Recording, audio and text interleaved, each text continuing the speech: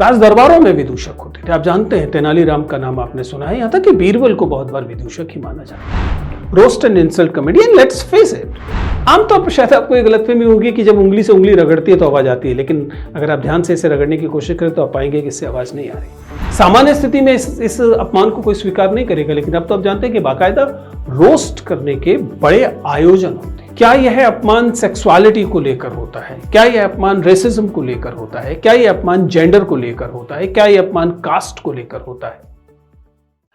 नमस्ते दोस्तों, please sit down में आपका स्वागत है। अगर पिछले कुछ समय से आप सोशल मीडिया पर नजर रख रहे हों तो आपको कुछ विशेष तरह की सामग्री सोशल मीडिया पर बहुत लोकप्रिय होती हुई दिखाई देगी। मैंने अपनी अलग अलग ऑफलाइन चर्चाओं में, यहाँ तक कि ऑनलाइन भी बातचीत करते हुए इस पर अलग अलग चर्चा की है। आज हम एक सिंगल जगह पर, एक ही जगह पर एक साथ समन्वित तरीके से इस पर थोड़ी सी चर्चा करने की कोशिश करेंगे, और जिस बारे में मैं बात कर रहा हूं वह है कॉमेडी। ये संयोग नहीं है कि हम अपने आसपास एक विशेष तरह की कॉमेडी को बहुत प्रचलित होते हुए देख रहे हैं। आपने महसूस किया ही होगा कि सोशल मीडिया कंटेंट में जिस कंटेंट को लेकर विशेष तौर पर एक उभार दिखाई देता है देश में, वह कॉमिक या कॉमेडी वाला कंटेंट है। हम लगातार देख रहे हैं कि बहुत सारे हास्य कलाकार, स्टैंड अप कॉमेडियंस और दूसरी तरह के कॉमेडी करने वाले लोग तेजी से लोकप्रिय हो रहे हैं, और होने भी चाहिए। बहुत परिश्रम का काम है, लोगों को हंसा पाना आसान नहीं है और वे ऐसा कर पाते हैं। लेकिन एक शिक्षक होने के नाते हमारा यह भी ध्यान रहता है, एक सोशल मीडिया विद्यार्थी होने के नाते, मीडिया पढ़ाने वाला शिक्षक होने के नाते, कि इस प्रक्रिया को थोड़ा सा समझा जाए। किस किस्म की कॉमेडी हमारे देश में विशेष तौर पर लोकप्रिय हो रही है, और अगर हो रही है तो क्यों हो रही है? इसकी क्या वजह है कि आपको कुछ तरह की कॉमेडी जो है वह पसंद आती है? इसकी क्या सामाजिक वजह हैं? इसकी क्या मानसिक स्थिति क्या है जिसके चलते आपको यह कॉमेडी पसंद आ रही? मैं सब तरह की कॉमेडी पे बात नहीं करने वाला हूं। मैं विशेष तौर पर जिसे हम रोस्ट एंड इंसल्ट कॉमेडी कहते हैं, एक ऐसी कॉमेडी जिसमें कि एक शिकार होता है, एक विक्टिम होता है, और एक जो कॉमेडियन है, जो आर्टिस्ट है, वह उस विक्टिम की, उस शिकार की बेइज्जती कर कर, उसका अपमान कर कर एक तरह का हास्य पैदा करने की कोशिश करता है। आपको समझना पड़ेगा कि हास्य पैदा करना हमारे समाज की कोई नई चीज नहीं है। बहुत प्राचीन काल से हमारे यहां विदूषकों की एक सीधी सीधी परंपरा रही। राज दरबारों में विदूषक होते थे। आप जानते हैं तेनालीराम का नाम आपने सुना है, यहां तक कि बीरबल को बहुत बार विदूषक ही माना जाता है। यानी कि जो दरबार है, जो प्रशासनिक ढांचा है, वह अपने कामकाज के दौरान एक हंसमुख स्थिति में रहे। ये जिम्मेदारी जिन लोगों को दी जाती थी वे विदूषक थे, वे कलाकार थे, और विदूषकों को कुछ अतिरिक्त छूट भी दी जाती थी। वे बहुत बार अपने से ज्यादा सत्ता वाले लोगों को, मंत्रियों को लेकर, वजीरों को लेकर, बल्कि ऐसे भी उदाहरण मिलते हैं कि राजा को लेकर ऐसी टिप्पणियां करना उनके लिए अनुमति थी, जो टिप्पणियां कभी कभी सामान्यतः दूसरे लोगों पर किए जाने पर जो है आपत्ति व्यक्त की जाए। विदूषक को हमारे यहाँ अवध्य में माना जाता था, यानी कि उसे सजा नहीं दी जाती थी। बहुत ज्यादा हो तो उसे दरबार से निकाला जा सकता था, राजा नाराज हो सकता था, लेकिन आमतौर पर उसे अवध्य माना जाता था, उसे मृत्युदंड नहीं दिया जाता था। ठीक वैसे जैसे कि दूत को अवध्य माना जाता है। तो ऐतिहासिक तौर पर हमारे यहां विदूषक की एक परंपरा रही है, लेकिन यह विदूषक कमजोर लोगों का अपमान कर कर हास्य पैदा नहीं करता था।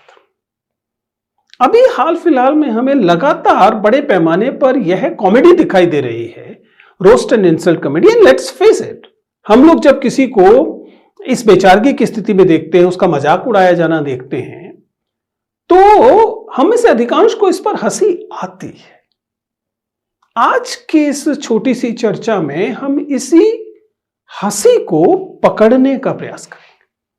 हम ये समझने की कोशिश करेंगे कि ये हंसी आती क्यों है और क्या यह एक स्वीकार्य स्थिति है, क्या यह एक सकारात्मक स्थिति है। कुल मिलाकर हम ये इंसल्ट कॉमेडी जो है, रोस्ट कॉमेडी जो है, इसके सामाजिक मनोवैज्ञानिक पक्षों को समझने की संक्षेप में कोशिश करेंगे। यह नहीं है कि हम ये दावा करें कि यह कोई एक बड़ा रिसर्च पेपर है, एक शोध प्रस्तुति नहीं है। जो थोड़ी बहुत समझ मीडिया को समझकर, कम्युनिकेशन को समझकर हमारे पास आई है, उसके आधार पर मैं इसका विश्लेषण करूंगा। और इसके लिए सबसे पहले हम इस बात को समझने की कोशिश करते हैं कि हमें हंसी आती किस बात पर, हंसना क्या प्रतिक्रिया है, हंसना क्या मनोभाव है, किसी व्यक्ति को हंसी क्यों आती है। इसके लिए एक छोटा सा उदाहरण लेते हैं। आपको सबसे ज्यादा हंसी जिस चीज पर आती है उसे हम चुटकुला कहते हैं।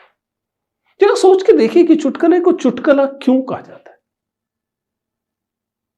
मैं जब क्लासरूम में इसे समझाने की कोशिश करता हूं तो अक्सर विद्यार्थी अलग अलग तरीके के कारण इस पर लेकर आते हैं, लेकिन दरअसल चुटकुला जो है वह चुटकी से निकल कर आता है।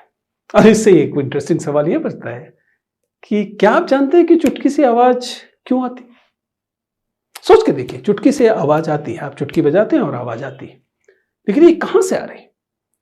आमतौर पर शायद आपको एक गलतफहमी होगी कि जब उंगली से उंगली रगड़ती है तो आवाज आती है, लेकिन अगर आप ध्यान से इसे रगड़ने की कोशिश करें तो आप पाएंगे कि इससे आवाज नहीं आ रही। चुटकी से आवाज इसलिए आती है क्योंकि जब हम इस पे तनाव, प्रेशर डालते हैं तो एक समय के बाद स्थिति ऐसी आ जाती है कि ये उंगलियां आपस में और ज्यादा घर्षण नहीं कर पाती और एक उंगली इससे छिटकती है और जाकर नीचे हथेली से टकराती है और इससे आवाज आती है। खैर, विज्ञान नहीं सिखाना था, जो काम की बात बतानी थी वो ये कि चुटकुला भी बिल्कुल यही करता है। जब आप एक सामान्यतः कोई बातचीत, कोई सिचुएशन आपके सामने पेश की जाती है तो उस सिचुएशन में पहले एक बिल्डअप होता है और एक स्थिति ऐसी आती है जिसके बाद अचानक कोई ऐसी घटना घटती है, कोई भी साधारण सी घटना। किसी चुटकुले को आप सोच के देख सकते हैं, वो बहुत लोकप्रिय चुटकुले होते हैं जिसमें कि चींटी और हाथी आपस में बातचीत करते हैं, जिसमें कि चींटी हाथी से कहती है कि तालाब से बाहर निकल कर आ, तालाब से बाहर निकल कर आ। और गुस्से से जब हाथी बाहर निकल कर आता है तो उसे देखने के बाद चींटी कहती है, नहीं चले जाओ, मैं तो सिर्फ ये देख रही थी कि तुमने मेरे कपड़े तो नहीं पहने हुए। ये जो अंतिम वाला हिस्सा है, इससे पहले तक की सारी तार्किक प्रक्रिया तार्किक है, इसलिए वह हंसी की स्थिति नहीं है। लेकिन जब जैसे आप अंत में पहुंचते हैं और ऐसा कुछ घटित होता है जो सामान्य तर्क प्रणाली से भिन्न है, तो वह स्थिति होती है जिसमें कि सामान्यतः हमारा दिमाग चूंकि उसका विश्लेषण सामान्य तर्क प्रणाली से नहीं कर पा रहा है, इसलिए वह अपने कोपिंग मैकेनिज्म के तौर पर यह स्वीकार करता है कि यह तर्क से परे की बात है और इसलिए हमारी जो अनुभव है, हमारा जो मनोविज्ञान है, वो उसकी तार्किकता इस तरीके से स्थापित करता है कि उस पर हंस दिया जाए, कि इसे समझना नहीं है, इस पर केवल हंसना है। सामान्यतः यह मानवीय व्यवहार है कि हम इस तरह की अतार्किक चीजों पर हंसते रहें, लेकिन इसका एक अलग जो पक्ष है वह यह आया जब हम अन्य लोगों पर हंसना शुरू करते हैं, उनकी उन चीजों पर हंसना शुरू करते हैं जिसमें कि उनका अपमान निहित होगा। किसी के रंग रूप पर, किसी के कद पर, किसी की जातीयता पर, किसी की लैंगिकता पर, किसी की नस्ल पर, किसी के ज्ञान पर, किसी भी आइडेंटिटी के पक्ष पर हम उसका उपहास करते हैं। और इस उपहास में, भले ही इस उपहास में उस व्यक्ति को आपत्ति न भी हो, तब भी परिवार में ऐसा बहुत बार होता है ना कि आप स्त्रियों का मजाक उड़ाते हैं या अपने सामने मजाक उड़ते हुए देखते हैं, और इसमें कई बार वे स्त्रियां भी शामिल होती हैं जो कि उसी वर्ग से, उसी समुदाय से, उसी जेंडर से आ रही हैं जिनका मजाक उड़ाया जा रहा है, लेकिन उनकी प्रतिक्रिया हंसकर व्यक्त करना होती है।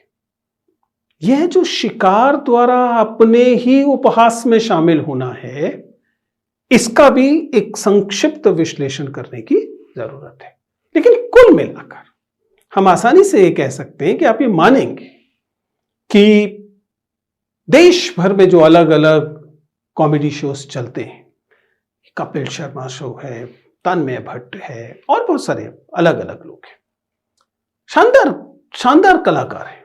आसान नहीं है किसी को हंसाना, लेकिन यह भी समझना पड़ेगा कि सामाजिक तौर पर हम ऐसी स्थिति में क्यों आते हैं जिस स्थिति में हमें लोगों की भिन्नता पर हंसी आनी शुरू होती है, या फिर जब हम किसी को बेइज्जत करते हैं, इंसल्ट्स देते हैं, तो यह इंसल्ट्स अन्य लोगों में हंसी क्यों उत्पन्न करती है। याद कीजिए वही चुटकुले वाली बात, जब हमें बात तार्किकता से समझ नहीं आ रही होती और हम उस बौद्धिक श्रम से बचना चाहते हैं जिसके तहत हमें वो बात समझ आ सके, तो हम उसे हास्यास्पद मानकर उसे हंसी में उड़ा देना चाहते हैं। यद्यपि आपको यह समझना पड़ेगा कि मनुष्य मूलतः आदिम प्रवृत्ति का व्यक्ति है, और मैं बार बार यह बात कहता रहा हूं कि इस कारण हिंसा उसमें निहित है, और यह कमजोर का मजाक उड़ाकर हंसी पैदा करना या हंसने की प्रतिक्रिया देना, यह इसी हिंसा की अभिव्यक्ति है। अलग अलग लोगों ने, फ्राइड समेत अलग अलग लोगों ने इसका बहुत विस्तार से विश्लेषण किया है। इंटरनेट पर आपको इसके कई सारे केस स्टडीज और थियोरेटिकल स्टडीज मिल जाएंगी जो बताती हैं कि एक ऐसी सिचुएशन जिसमें आपके पास कैप्टिव ऑडियंस है और आप एक पावरफुल पोजीशन पे हैं क्योंकि आपके पास माइक है, आपके ऊपर प्रकाश है, ये जो गैर बराबर सत्ता है, आपके पास पावर और ऑडियंस के पास कम पावर, तब आप इस पावर का इस्तेमाल बहुत बार उस ह्यूमिलिएशन के लिए कर पाते हैं। इंपॉर्टेंट। सामान्य स्थिति में इस अपमान को कोई स्वीकार नहीं करेगा, लेकिन अब तो आप जानते हैं कि बाकायदा रोस्ट करने के बड़े आयोजन होते हैं। कई कॉमेडियन अपने आप को रोस्टर कहलाना पसंद करते हैं, और स्वाभाविक है कि बहुत सारे लोग इस रोस्टिंग को, इस अपमान को, इस बेइज्जती को देखते हैं, उस पर मुस्कुराते हैं, उस पर हंसते हैं। और समाज में एक ऐसी सिचुएशन बन जाती है जिस सिचुएशन में तय हो जाता है कि जिसके पास पावर होगी उसके पास यह हक होगा कि जो अपने से कम पावरफुल है, उस पर पर्टिकुलर पोजीशन में आपके पास पावर इसलिए है क्योंकि आप बोल सकते हैं, आपके पास माइक है, आपके पास एक पूरा का पूरा कैमरे का फोकस है। लेकिन सामान्य समाज में इवन अदरवाइज जिसके पास सत्ता होगी उसके पास यह है ताकत होगी कि वह कमजोर का मजाक उड़ा सके और उस पर हंस सके। हमारे यहां विकलांगों का मजाक उड़ाया जाता रहा, रंग रूप में जो लोग कुरूप कहे जाते हैं उनका मजाक उड़ाया जाता रहा, और व्यक्तिगत तौर पर मैं जानता हूं कि यूं यह प्रक्रिया बहुत ही निर्दोष प्रतीत होती है। आखिर हंसी को क्या सीरियसली लेना। अब बात सच है, मामला केवल हंसी का है, लेकिन यह हंसी आपको यह अवसर भी देती है कि थोड़ा सा गंभीरता से इस पर विचार भी करें कि कहीं ऐसा तो नहीं कि आप इस रोस्ट को करते समय, क्योंकि आपको एक बिंदु चुनना पड़ेगा ना जिस बिंदु पर आप ये अपमान करेंगे। क्या यह अपमान सेक्सुअलिटी को लेकर होता है? क्या यह अपमान रेसिज्म को लेकर होता है? क्या यह अपमान जेंडर को लेकर होता है? क्या यह अपमान कास्ट को लेकर होता है? और दूसरा, जिसका अपमान किया जा रहा है, अगर वह पावरफुल है, आपसे ज्यादा सत्ता वाला व्यक्ति है, तो स्वाभाविक है कि इसमें आपका साहस माना जा सकता है और इस हंसी का आनंद लिया जा सकता है।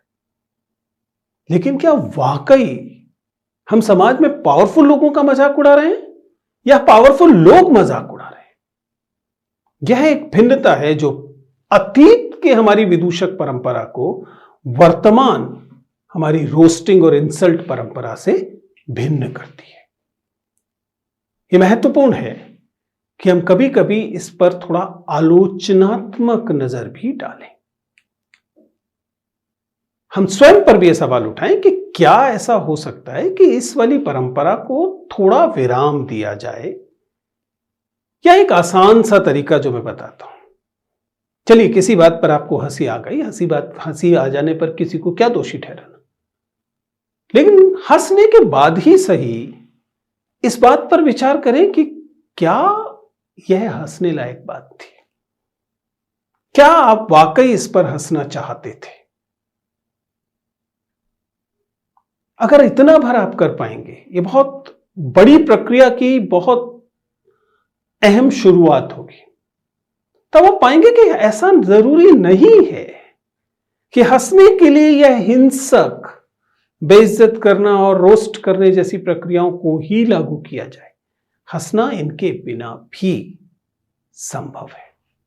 मैं कतई इस बात की वकालत नहीं कर रहा हूं कि जो लोग रोस्ट करते हैं, जो लोग इंसल्ट करते हैं, उनको कोई विलेन मान लिया जाए। मैं कतई नहीं कह रहा हूं कि इसका मतलब यह है कि हम उनके खिलाफ किसी किस्म की कार्रवाई की कामना कर रहे हैं या मांग कर रहे हैं। नहीं, हम केवल आपस में बातचीत करते हुए इसे समझने की कोशिश कर रहे हैं कि कॉमिक प्रक्रिया में भी यदि किसी रोस्ट को, किसी व्यक्ति के अपमान किए जाने को, बेइज्जत किए जाने को करोड़ों लोग देख रहे हैं, तो हमें इस प्रक्रिया का विश्लेषण कर कर समाज को थोड़ा और संवेदनशील बनाना चाहिए। इसमें कोई बुराई नहीं, इसके लिए किसी कानून की जरूरत नहीं है, इसके लिए किसी किस्म की सजा की जरूरत नहीं है, लेकिन शायद थोड़ी सी संवेदनशीलता से मामला बेहतर हो सकता है।